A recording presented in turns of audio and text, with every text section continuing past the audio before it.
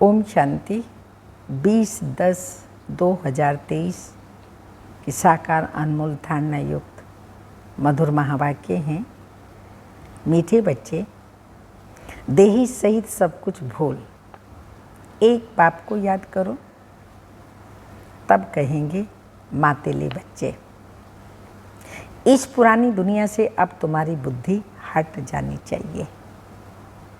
Question, बाप का ज्ञान किन बच्चों की बुद्धि में सहज ही बैठ जाता है? आंसर, जो गरीब बच्चे हैं, जिनका मोह नष्ट है और विशाल बुद्धि है। गरीब बच्चे मोह नष्ट हैं और विशाल बुद्धि, उनकी बुद्धि में सारा ज्ञान सहज बैठ जाता है।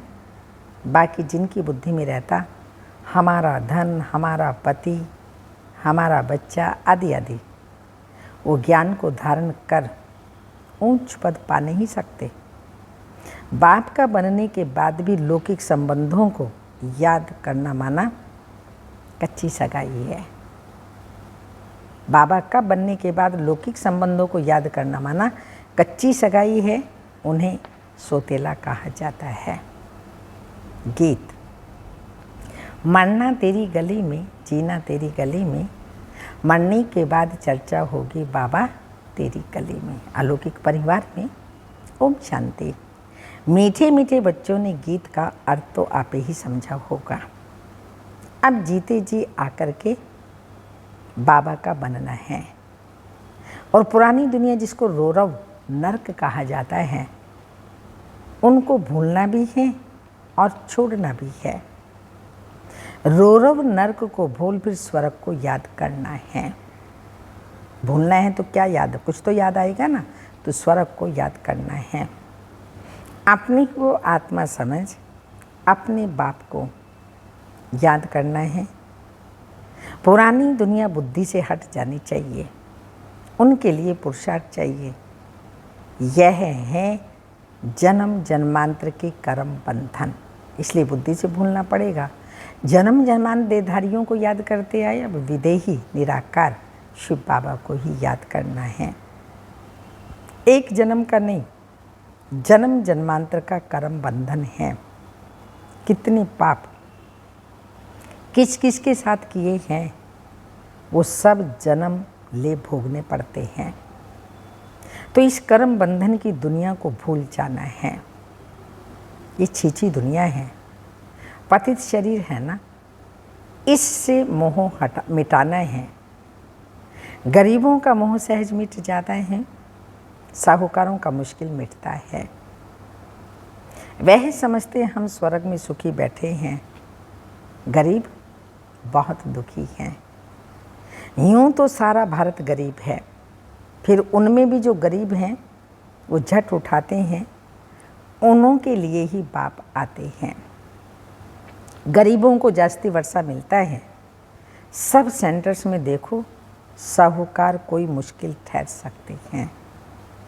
स्त्रियां भी गरीब घरों की ही आती हैं। धनवान को तो पति से सुख मिलता है, इसलिए उनसे बुद्धि योग टूट नहीं सकता। गरीब ही अक्सर करके ज्ञान लेते हैं। बाप है ही गरीब निवाज। जिस बाप को सब याद करते हैं, परंतु ड्रामानुसार भक्त भगवान को जानते ही नहीं। भगवान तो है ही भक्तों का रक्षक, भक्ति का फल देने वाला, सद्गति दाता एक बाप। तुम बच्चे बाप द्वारा अभी ज्ञान की बातें सुन रहे हो। ये ज्ञान उन्हीं बच्चों की बुद्धि में बैठता है, किनकी? जिनकी विशाल बुद्धि है, मोह नष्ट है। जिनकी बुद्धि में रहता है हमारा पति, हमारा धन आदि है, वो ऊंच पद पा नहीं सकते। पद वह पाते हैं जो रास्ता और रचना का परिचय देते हैं। बाप को पहचाने बगैर वर्षा कैसे मिले? साजन को तो सिर्फ साजन कहने से फायदा नहीं हो सकता ना। जाने पहचाने बगैर साजन से सगाई कैसे हो सकती है?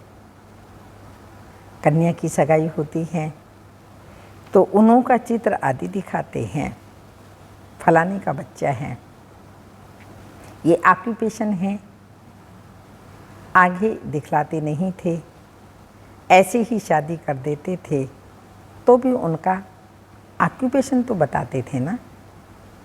यहाँ कोई कोई बच्चे अपने बाप को अथवा साजन को जानते ही नहीं, तो सगाई कैसे हो, नंबरवार हैं।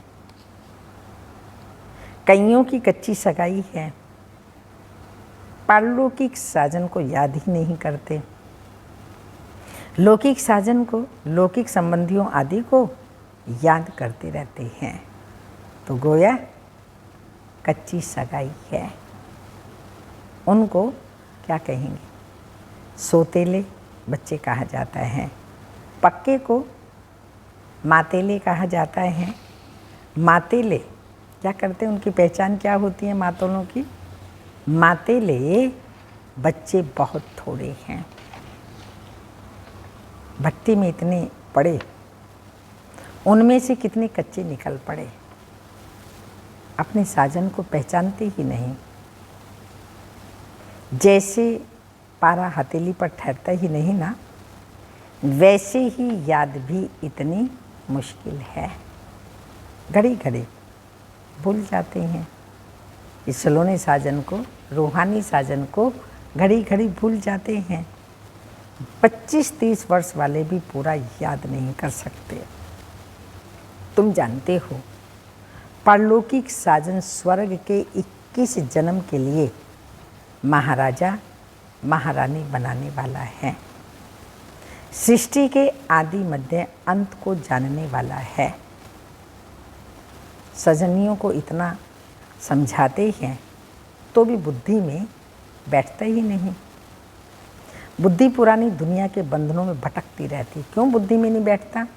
क्योंकि पुरानी दुनिया के बंधनों में बुद्धि भटकती रहती है। समझते ही नहीं कि मैं बंधन में हूँ, बंधा पड़ा है, जकड़ा पड़ा है। लेकिन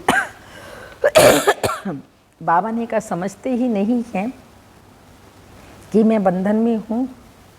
संबंध तो चाहिए एक का, बाकी सब हैं सिवाय शिव बाबा के, बाकी सब हैं बंधन। तो बच्चों को समझाया जाता है एक से संबंध रखो, वह तुमको सृष्टि के आदि मध्य अंत का परिचय देते हैं। तुम जानते हो आधा कल्प है ज्ञान कांड और आधा कल्प है भक्ति कांड। ज्ञान कांड से 21 जन्मों का वर्षा मिलता है।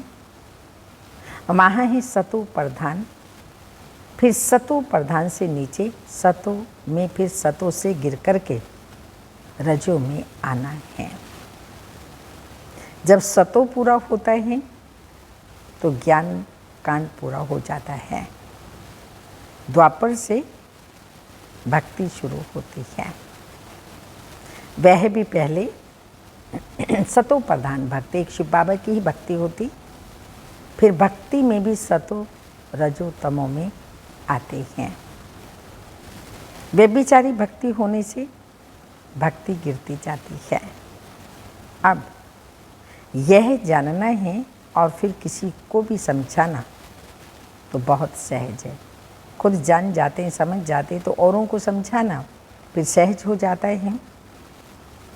तुम बच्चों को रोरव नर्क से संबंध तोड़, ये रोरव नर्क है, कांटों का जंगल है, छीछी दुनिया है, उन नर्क के संबंधों को तोड़ एक से रखना चाहिए।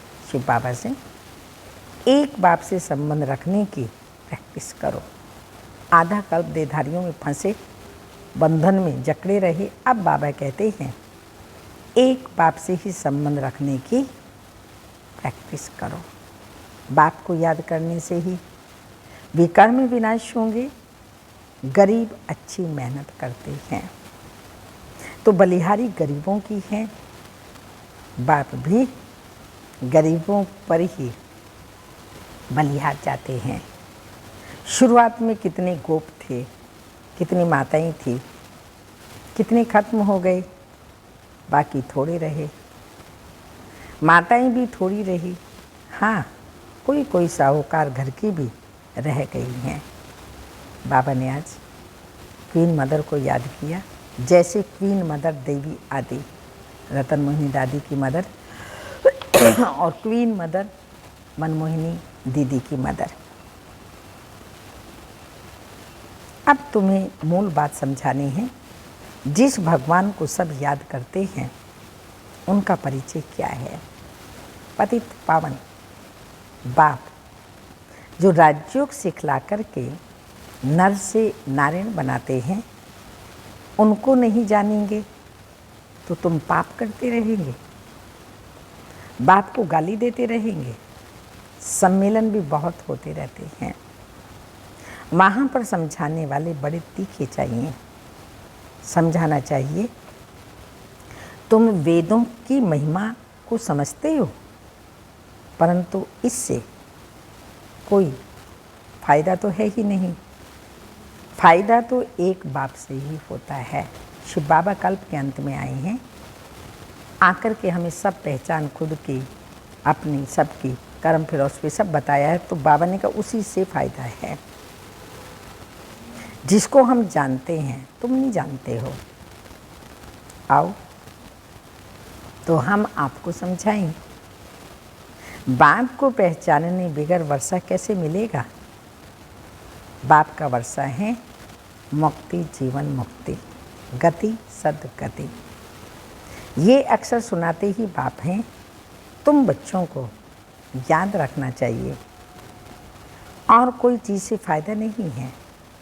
बाप को और रचना के आदि मध्य अंत को जानना है। इसमें भी आधा कल्प है भक्ति कांड और आधा कल्प है सदगति ज्ञान कांड। सम्मेलन भी करते हैं, परंतु खुद ही मुझे हुए हैं, समझते कुछ नहीं। तुम ही सबको बाप का परिचय देना है। जब बहुतों को परिचय मिल जाएगा तब कहेंगे कमाल है, बाबा की वाह करेंगे, शिव बाबा की कमाल करेंगे। ये तो सारी सृष्टि के आदि मध्य अंत का राज चित्रों सहित बतलाते हैं। माताओं को बड़ा नशा रहना चाहिए। पुरुष मदद करने के लिए तैयार हैं, डायरेक्शन बाप देते हैं, कोई मनुष्य नहीं। ये सब सेवा आदि के धारणा के डायरेक्शन बाप देते हैं। करना कन्याओं माताओं को है। आजकल कन्याओं माताओं की महिमा जास्ती है। गवर्नर प्राइम मिनिस्टर भी माताएं बनती हैं। एक तरफ वह माताएं, एक तरफ हो तुम पांडवों की माताएं। उन्हों की उछल जास्ती है क्योंकि उनका राज्य है। तुमको तो 3 पैर पृथ्वी भी नहीं मिलते।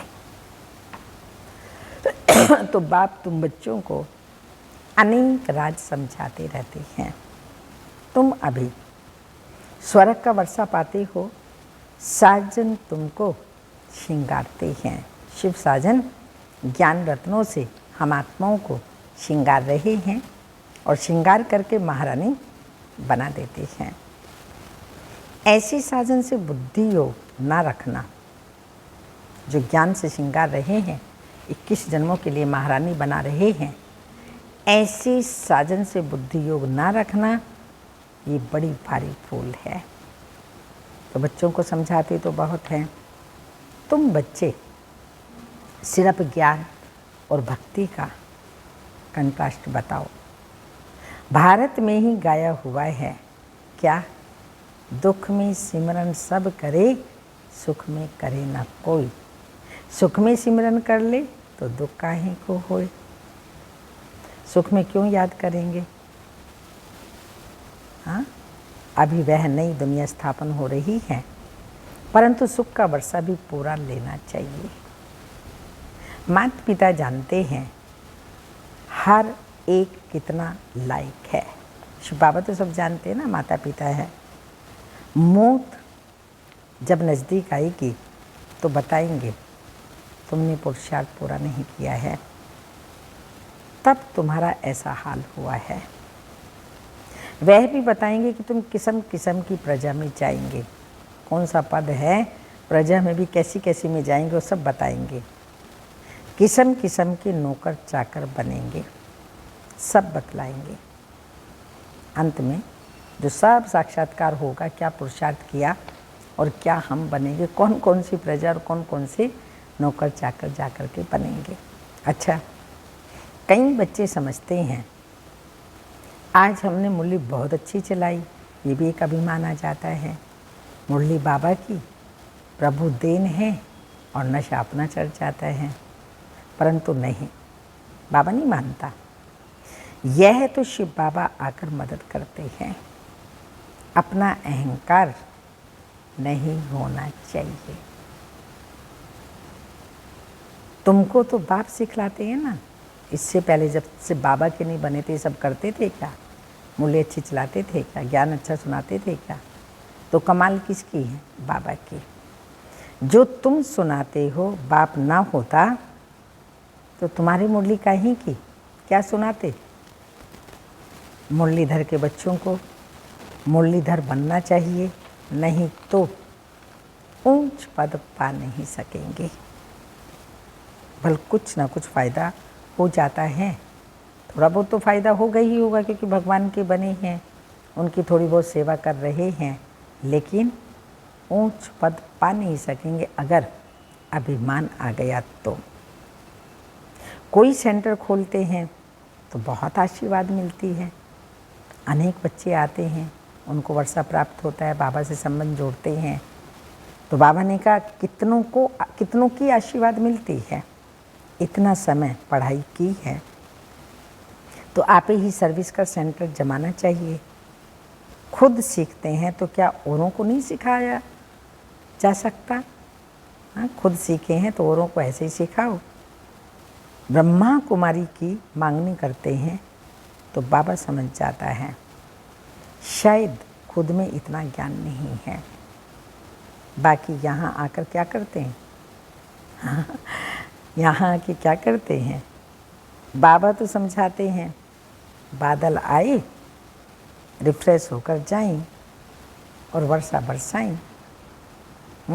बाबा के पास आएं, रिफ्रेश होकर जाएं और वर्षा बरसाएं, तब बाबा देख करके खुश होते हैं, सुन करके खुश होते हैं। ऐसे मातेले बच्चे ही, आज्ञाकारी बच्चे ही बाबा को प्रिय लगते हैं, नहीं तो पद कैसे पाएंगे? मम्मा बाबा कहते हो तो गद्दी पकड़ करके दिखाओ ना, हर प्रकार से। सिर्फ ज्ञान सुना दिया, मुरली सुना दी, नहीं, धारणा करें, औरों को कराएं, प्लस जो भी बाबा ने सेवाएं दी हैं इस अविनाशी रुद्र ज्ञान यज्ञ की मनसा से, वाचा से, कर्मणा से, हर प्रकार से सेवा करें। तो बाबा ने कहा बाबा की गद्दी नशीन बन करके दिखाओ। यह भी कोई को अहंकार नहीं आना चाहिए। पहले बाबा ने कहा मैं मुरली बहुत अच्छी सुनाती हूँ, सुनाता हूँ, ये भी अहंकार नहीं आए। अब बाबा कह रहे हैं यह भी अहंकार नहीं आना चाहिए कि हमने दिया। देते हैं क्या हम बाबा को? बाबा से लेते हैं। बाबा दाता है, विधाता है। बाबा हमारा लेकर के क्या करेगा? निराकार है, ज्योति बिंदु है, उसे क्या चाहिए? प्रजापिता ब्रह्मा, उनके पास जो कुछ था वो सब कुछ बाबा ने दे दिया, उसको भी क्या चाहिए? ब्रह्मा कुमारियों को चाहिए, वो भी छोड़ छाड़ करके आई। तो हम जो भी कुछ देते हैं ये अविनाशी बैंक में जमा करते हैं। बैंक में जमा किया जाता है, फिक्स डिपॉजिट या सेविंग ब्याज सहित मिलता है। तो यहाँ पर भी अविनाशी बैंक में जमा करते हैं तो उसका रिटर्न हमको ही मिलता है और हमको ही मिलेगा। जो करेगा सो पाएगा, जितना करेगा उतना पाएगा और जैसा करेगा वैसा पाएगा। हम करेंगे हम ही पाएंगे। हम बाबा या किसी को भी नहीं देते, अपना ही जमा करते हैं। तो बाबा इसलिए कहते हैं अभिमान नहीं आना चाहिए। तुम कुछ भी ना दो, बाबा तुमको कुछ भी नहीं दो तो भी शिव बाबा तुमको कोड़ी के बदले हीरा देने से भी छूट जाएगा। कुछ नहीं देंगे वो भी छूट जाएगा। अच्छा, मीठे मीठे सिक्के लदे बच्चों प्रति माता पिता बाप दादा का याद प्यार। Good morning, diamond morning. रूहानी बाप की रूहानी बच्चों को नमस्ते। हम रूहानी बच्चों की रूहानी माता पिता बाप दादा को याद प्यार। Good morning, diamond morning. ओम नमस्ते। धारणा के लिए मुख्य सार हैं, एक के साथ सर्व संबंध रख, बुद्धि योग अनेक बंधनों से निकाल लेना है। एक के साथ पक्की सगाई करनी है, बुद्धि योग भटकाना नहीं है। बाबा के साथ पक्की सगाई करनी है, बुद्धि योग भटकाना नहीं है। बाप समान मुरलीधर बनना है। सेकंड पॉइंट है, बाप समान मुरलीधर बनना है। मैंने अच्छी मुरली चलाई, इस अहंकार में नहीं आना है। बादल भरकर वर्षा करनी है। पढ़ाई की है तो सेंटर जमाना है। वरदान, बाप को सामने रख ईर्ष्या रूपी पाप से बचने वाले विशेष आत्मा भाव। स्पष्टीकरण, ब्राह्मण आत्माओं में हम शरीक होने के कारण ईर्ष्या उत्पन्न होती है। ईर्ष्या के कारण संस्कारों का टक्कर होता है। लेकिन इसमें विशेष सोचो कि यदि हम शरीक किसी विशेष कार्य के निमित्त बनाए हैं तो उनको निमित्त बनाने वाला कौन? बाप को सामने लाओ तो ईर्ष्या रूपी माया भाग जाएगी। अगर किसी की बात आपको अच्छी नहीं लगती तो शुभ भावना से ऊपर दे दो, ईर्ष्या बस नहीं। आपस में रेस करो, रीस नहीं, तो विशेष आत्मा बन जाएंगे। स्लोगन, बाप को अपना साथी बनाकर माया के खेल को साक्षी हो देखते चलो। बाप को अपना साथी बनाकर माया के खेल को साक्षी हो देखते चलो।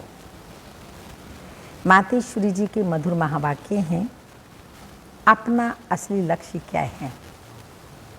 पहले ये जानना जरूरी है कि अपना असली लक्ष्य क्या, वो भी अच्छी तरह से बुद्धि में धारण करना है। तभी पूर्ण रीति से उस लक्ष्य में उपस्थित हो सकेंगे। अपना असली लक्ष्य है, मैं आत्मा उस परमात्मा की संतान हूँ। असल में मैं कर्मातीत हूँ। फिर अपने आप को भूलने से कर्म बंधन में आ गई। अब फिर से वो याद आने से, इस ईश्वरीय योग में रहने से अपने किए हुए विकर्म विनाश कर रहे हैं। तो अपना लक्ष्य हुआ, मैं आत्मा परमात्मा की संतान हूँ। बाकी कोई अपने को हम सो देवता समझ उस लक्ष्य में स्थित रहेंगे तो फिर जो परमात्मा की शक्ति है वो मिल नहीं सकेगी और ना फिर तुम्हारे विकर्म विनाश होंगे। अब यह तो अपने को फुल ज्ञान है, मैं आत्मा परमात्मा की संतान कर्मातीत हो भविष्य में जाकर जीवन मुक्त देवी देवता पद पाऊंगी। इस लक्ष्य में रहने से वह ताकत मिल जाती है। अब यह जो मनुष्य चाहते हैं, हमको सुख शांति पवित्रता चाहिए, वो भी जब पूर्ण योग होगा तभी तो प्राप्त होगी। बाकी देवता पद तो अपनी भविष्य प्रारब्ध है, अपना पुरुषार्थ अलग है, अपनी प्रारब्ध अलग है, तो यह लक्ष्य भी अलग है। अपने को इस लक्ष्य में नहीं रहना है कि मैं पवित्र आत्मा आखिर परमात्मा बन जाऊंगी, नहीं, परंतु हमको परमात्मा के साथ योग लगाए पवित्र आत्मा बनना है। बाकी आत्मा को कोई परमात्मा नहीं बनना है। दूसरी पॉइंट, इस अविनाशी ज्ञान पर अनेक नाम रखे हुए हैं। इस अविनाशी ईश्वरीय ज्ञान पर अनेक नाम धरे गए। कोई इस ज्ञान को अमृत भी कहते हैं, कोई ज्ञान को अंजन भी कहते हैं। गुरु नानक ने कहा ज्ञान अंजन गुरु दिया, कोई ने फिर ज्ञान वर्षा भी कहा है। क्योंकि इस ज्ञान से ही सारी सृष्टि सब्ज यानी हरी भरी बन जाती है। जो भी तमो प्रधान मनुष्य हैं वो तमोगुणी से सतोगुणी बन जाते हैं और ज्ञान अंजन से अंधियारा मिट जाता है। इसी ज्ञान को फिर अमृत भी कहते हैं, जिससे जो मनुष्य 5 विकारों की अग्नि से जल रहे हैं उसमें ठंडे हो जाते हैं। देखो, गीता में परमात्मा ने साफ कहा है, कामेषु क्रोधेषु, उसमें भी पहला मुख्य काम है, जो ही 5 विकारों में मुख्य बीज है। बीज होने से फिर क्रोध, लोभ, मोह, आकर आदि छाड़ पैदा होता है। उससे मनुष्यों की बुद्धि भ्रष्ट हो जाती है। अब उसी बुद्धि में ज्ञान की धारणा होती है। जब ज्ञान की धारणा पूर्ण बुद्धि में हो जाती है तब ही विकारों का बीज खत्म हो जाता है। तो लोग तो सिर्फ ऐसे ही कहते हैं मर्यादा में रहो, परंतु असल मर्यादा कौन सी थी? वो मर्यादा तो आजकल टूट गई। कहाँ वो सतयुगी त्रेता युगी देवी देवताओं की मर्यादा, जो गृहस्थ में रहकर कैसे निर्विकारी प्रवृत्ति में पवित्र रहते थे। अब वो सच्ची मर्यादा कहाँ? आजकल तो उल्टी विकारी मर्यादा पालन कर रहे हैं। 1-2 को ऐसे ही सिखलाते हैं कि मर्यादा में चलो। तो मनुष्यों का पहला क्या फर्ज है वो तो कोई जानता नहीं, बस इतना ही प्रचार करते हैं कि मर्यादा में रहो, मगर इतना भी नहीं जानते कि मनुष्य की पहली मर्यादा कौन सी है। मनुष्य की पहली मर्यादा है निर्विकारी बनना। अगर कोई से पूछा जाए तो इस मर्यादा में रहते हो, तो कह देते हैं आजकल इस कलयुग की सृष्टि में निर्विकारी होने की हिम्मत ही नहीं है। अब मुख से कहना मर्यादा में रहो, निर्विकारी बनो, इनसे तो कोई निर्विकारी बन नहीं सकता। निर्विकारी बनने के लिए पहले इस ज्ञान तलवार से इन 5 विकारों के बीज को खत्म करना है, तब ही विकर्म भस्म हो सकेंगे। अच्छा, ओम शांति, गुड नाइट। अव्यक्त इशारा है।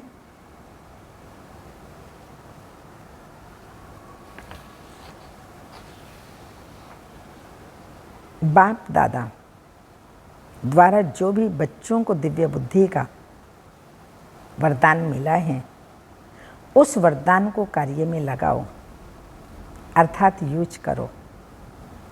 कोई भी चीज़ यूज करने से, कार्य में लगाने से बढ़ती भी है और उसको सुख की, खुशी की, कोई भी कार्य में चीज़ को लगाने से, अच्छी चीज़ को, वो बढ़ती भी है और उसको सुख की, खुशी की अनुभूति भी होती है। हर कार्य में दिव्यता हो तो यह दिव्यता ही सफलता का आधार है। जो भी हम ईश्वरीय कार्य कर रहे हैं उस कार्य में दिव्यता हो, ये दिव्यता ही सफलता का आधार है। ओम शांति।